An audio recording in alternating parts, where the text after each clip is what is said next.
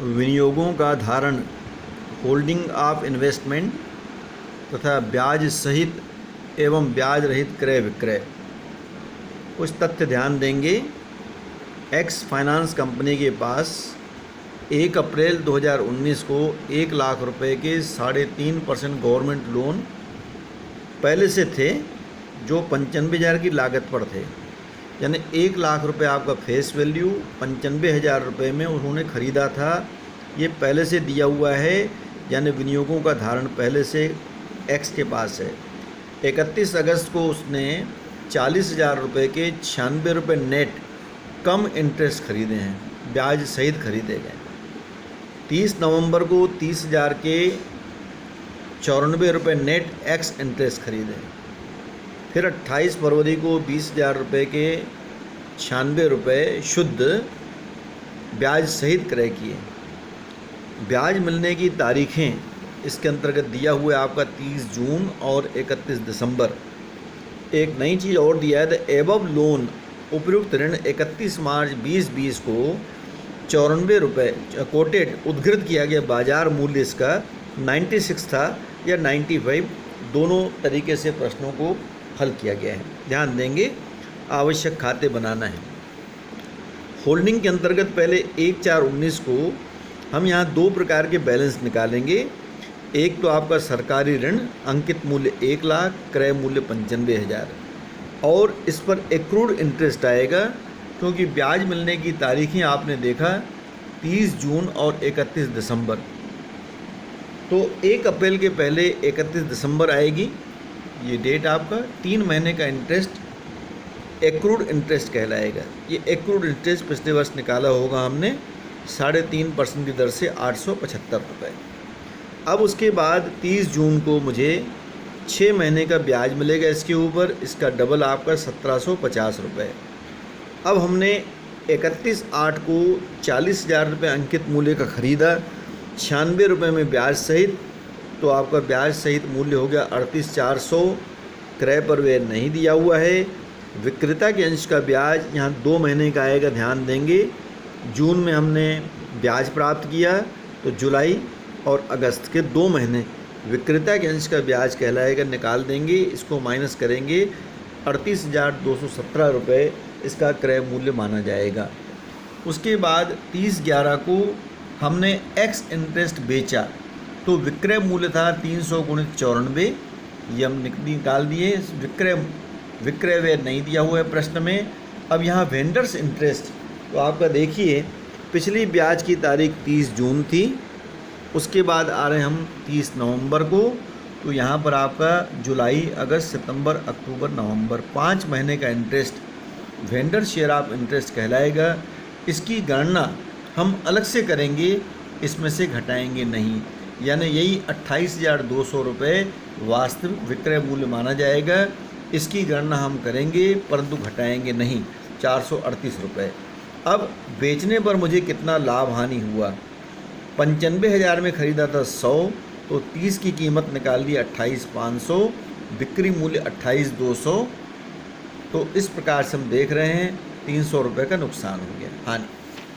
उसके बाद आते हैं 31/12 को, फिर ब्याज मुझे 6 महीने का मिलेगा, तो 1 लाख का 40,000 और ख़रीदे थे, 30,000 का बेच दिए, तो बाकी बचा आपका 1,10,000 का 3.5% और 6 महीने का, ये 1,925 रुपये आपका इंटरेस्ट आ जाएगा। उसके बाद 28/2 को हमने फिर आपका ब्याज सहित बेचा, तो 200 × 96, 19,200। विक्रेता के अंश का ब्याज यहाँ पर 20,000 का निकालेंगे, 3.5% और 2 महीने का ध्यान देंगे। 31/12 को ब्याज मिला, जनवरी और फरवरी 2 महीने का इंटरेस्ट विक्रेता के अंश का ब्याज घटा देंगे, 19,083 रुपये वास्तविक विक्रय मूल्य। बेचने पर कितना लाभ हानि हुआ, तो ये 95,000 का हमने 20 का निकाल दिया पहले, 19,083 में सेल किया, तो 83 रुपये का मुझे यहाँ पर प्रॉफिट हुआ। पहली बार में 300 रुपये का घाटा हुआ था, अभी आपका 83 रुपये का लाभ हुआ। शुद्ध हानि 217 की हो जाएगी। उसके बाद 31/3 की तारीख में पिछला ब्याज मुझे मिला था 31 दिसंबर को, 3 महीने का उपार्जित ब्याज फिर से माना जाएगा। 1 लाख में 40,000 खरीदा, 30 और 20 को बेच दिया, घटा दिए 90,000 का 3.5% और 3 महीने का, तो ये आपका 788 रुपये उपार्जित ब्याज कहलाएगा। उसके बाद ये कोट प्राइस यानी बाज़ार मूल्य उस दिन जो है वो आपका इसके अंतर्गत माना कि 96 रुपये। 96 से मल्टीप्लाई करने से 86,400 रुपये हो जाता है। जबकि हम निकाल देंगे यहाँ पर 50 और 40 की अलग अलग कीमत निकालेंगे। 50,000 95,000 का हिस्सा था, इसकी कीमत हो जाएगी 47,500 रुपये, और 40,000 जो दूसरा खरीदे थे उसकी कास्ट यहाँ पर 38,217 रुपये निकाली थी। दोनों का टोटल आपका हो जाएगा ये इसके अंतर्गत 85,717। चूँकि लागत मूल्य कम है मार्केट वैल्यू से, इसलिए मार्केट वैल्यू पर इसका ध्यान नहीं देंगे। लेकिन दूसरा जो बताया मैंने फैक्टर, यदि इसकी कीमत 95 मानी जाए तो ये 85,500 हो जाएगा, और ये आपका 85,717। तो यहाँ पर मुझे 217 रुपये की हानि हो जाएगी। मार्केट वैल्यू कम है, इसको हम खाते बनाते समय ध्यान में रखेंगे। आगे कैसे इसको अकाउंट बनाएं समझने का प्रयास करेंगे।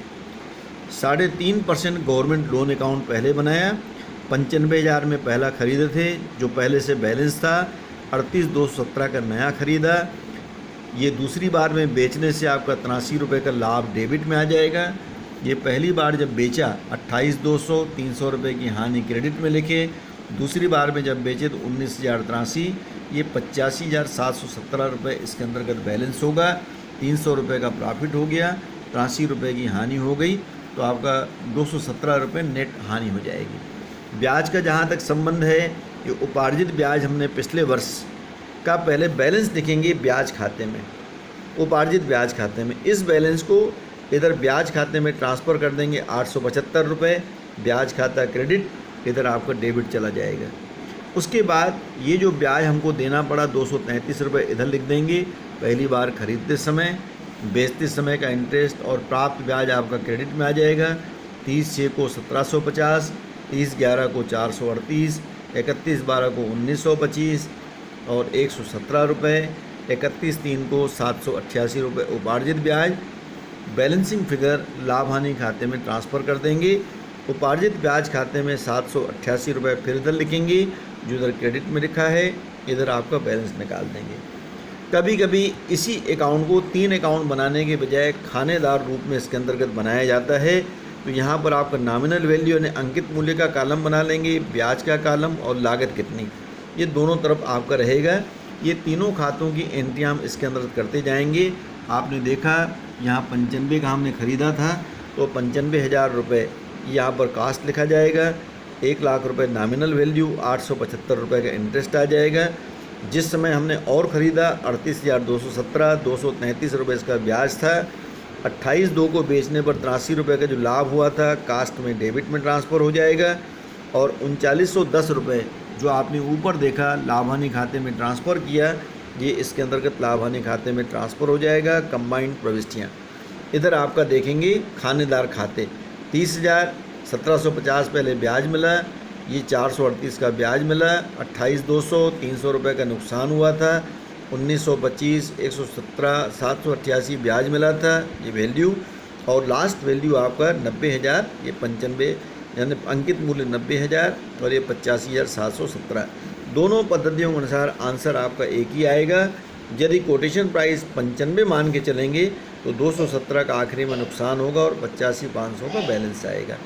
इस प्रकार से विनियोगों का धारण और खानेदार खाते किस प्रकार से बनाए जाएं, मैंने समझाने का प्रयास किया है। कोई कठिनाई हो तो मुझसे जानकारी पूछ लेंगे। Thank you.